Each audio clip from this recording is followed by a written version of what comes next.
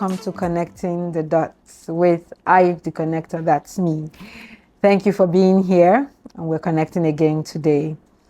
Another opportunity that you should take that may seem small and unremarkable, but it's something worth celebrating, is an opportunity to make new friends. But I'm going to narrow it down and talk about making new friends out of old ones. And I will explain. So making new friends, of course, it's a great opportunity. Always seize that opportunity. You are very likely to have more acquaintances than you have friends. Relationships are on different levels. I saw somewhere, someone posted, I think it was an Indian, who posted that in their language, they have 12 words for friends, and each one describes a level of friendship.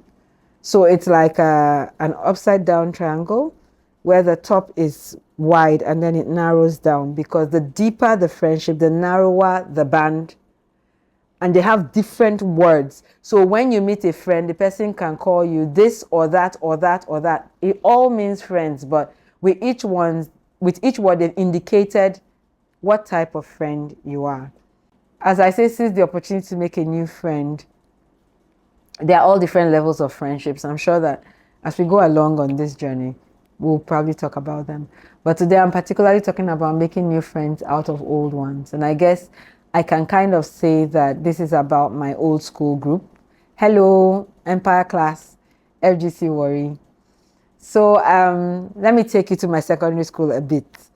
I don't know what secondary school is like where you are, but I think generally across the world, there are the one gender schools. There's all boys or all girls. And then there are the mixed schools. I went to a mixed school, so we're boys and girls in the same school. In Nigeria, we have they used to be called unity colleges, or unity schools. Unity schools. They were federal government colleges. And there were many across the country. Some states had more than one. Every state had at least one.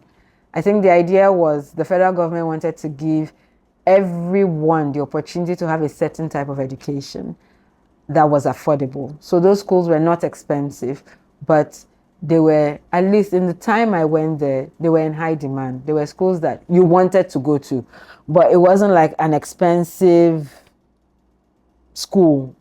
So yes, I went to school in Warri. Warri is a city in Delta State in Nigeria. I was privileged to get admitted into Federal Government College Warri. And I had not so many friends. I knew many people. And that's something else we have to differentiate. Because you may know many people and not have many friends.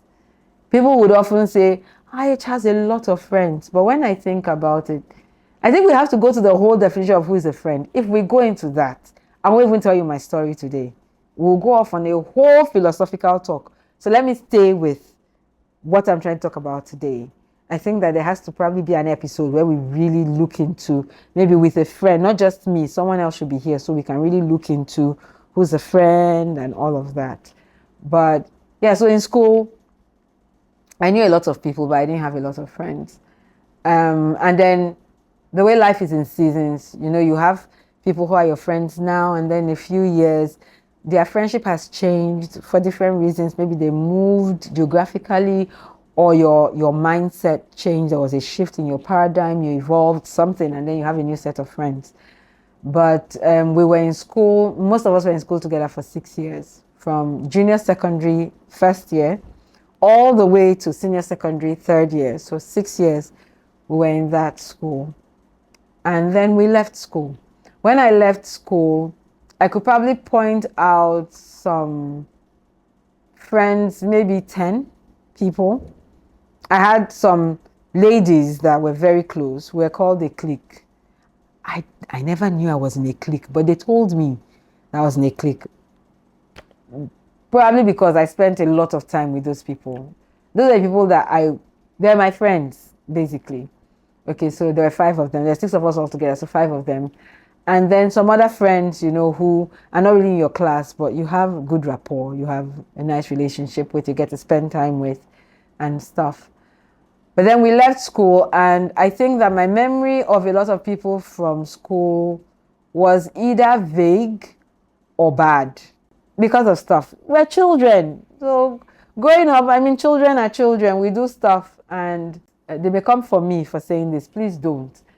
I'm not trying to be some way. But when I look back, it will appear that in that time, I think I had a different view of things. Probably because I used to speak a lot with my dad as he's driving you somewhere. He'll be talking, and in his talk, he's teaching you stuff. And so I saw things differently. So, for example, where my classmates were probably in that stage where you want a boyfriend, I wasn't interested. And the reason was I felt strongly that they wouldn't last. I felt like, what boy will you choose when you are 14 years old that by the time you are 30 you still want to be with? Like, the chances were very slim to me. So I used to call them see me to the school gate relationships, because once you get to the school gate, you part ways. I don't know, but that's just an example of how I think my mindset was very different from. But then that's me talking. They may think differently. I don't know. But I left school with not many friends. Like, I didn't have a large friendship base from my secondary school, if that makes sense to you. And then some years ago, maybe 5 years ago, someone told me that we had a WhatsApp group and I should join. And I wasn't reluctant at all. And one of the reasons is, again, something my pastor had said. So hi again, Prophet Kakra. He had said something one day in church. I think his secondary school mates had come to church for a Thanksgiving outing. And then he said something. I don't know if it was that day, but there was a day he said something, basically. He said that he valued his secondary school mates.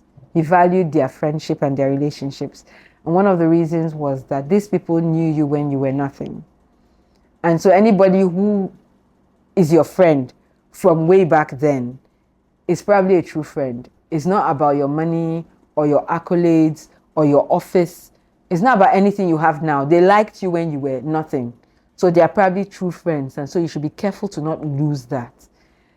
He told me this, and then I think within the same season, someone reached out to me and said, oh, we have a WhatsApp group page. Will you consider joining? And I felt like it wasn't a coincidence that he said this. It stood out to me, and then you reached out to me. So yes, I'll join. Why not? And that is one of the decisions that I am so glad I made. Because look, I got on that page, and these were people I knew when we used to wear our green and white, because that was our uniform, who we would probably say hi or walk by each other on the corridor, but not have much to say to each other. But some of them have become like friends. There are people who I'm just like, why were you not my friend back then? There are people who are doing amazing things. They are wise. There are people who know stuff. There are people who are doing amazing businesses. They're entrepreneurs. They have started outstanding things. Then there are these people who are the voice of reason. When they speak, it's like they have dissected the argument and their answers are sound. But I told them a few days, some time ago, I told them that I am so glad that WhatsApp gave us this opportunity, because it has changed my mindset about many of you. I see you in a whole different light. I'm glad that I've gotten the opportunity to get to know you. Now you are older. We are out of our childish ways and all those things. Now you are older, and I can appreciate who you are and how valuable you are. We have our banters, we fight, we argue. I don't fight. They can test me, I don't fight. I say what I have to say, and that's it. I don't fight. But we have disagreements, we have misunderstandings. Once you have a group of over 200 people, you're likely to have that. And we are over 200 in that group. But even in that, there's this wealth of community that we enjoy. I have seen my classmates go out of their way to help people. We've had classmates who had maybe a health challenge, and we're raising money, and I see people dropping money, and I know it's not that, oh, I have a lot to take this, but like I'm willing to sacrifice to make sure that this person that was in school with me almost 25 years ago is okay. I don't take those things for granted. And it's one of the big lessons it has taught me, to seize the opportunity to make new friends out of old ones, old acquaintances. We've evolved, we've grown, we've changed. And now there's something in them that resonates with me. And now we have a good relationship. So maybe you had an old friend and something happened. Now there's an opportunity to reconnect. Maybe what this is saying, I mean, you may have had friends that you cut ties with because they were not really aligned with where you were going. That's fine. I'm not suddenly saying that now everybody should be your friend. I'm not saying that. I guess what I'm saying is sometimes in the old, there's something new. And if you don't take an opportunity to have a second look, you may miss out on that. So give that a chance. All right. So this is a special shout out to my schoolmates. Let me quickly look at one of the questions that one of them asked me. As a renowned prolific student in STEM, am I that? How would you compare the level of gender bias with respect to STEM jobs in Nigeria versus Ghana? Quickly, I'm going to say that I think that the gender biases are really dropping. I think that people are more open to any gender doing any role. There are people who are still biased, but I think they're fading more and more into the background. And I'm glad that everybody can take every opportunity. A lady can apply to be whatever, even though it may have seen as a masculine job in the past. So is there a bias?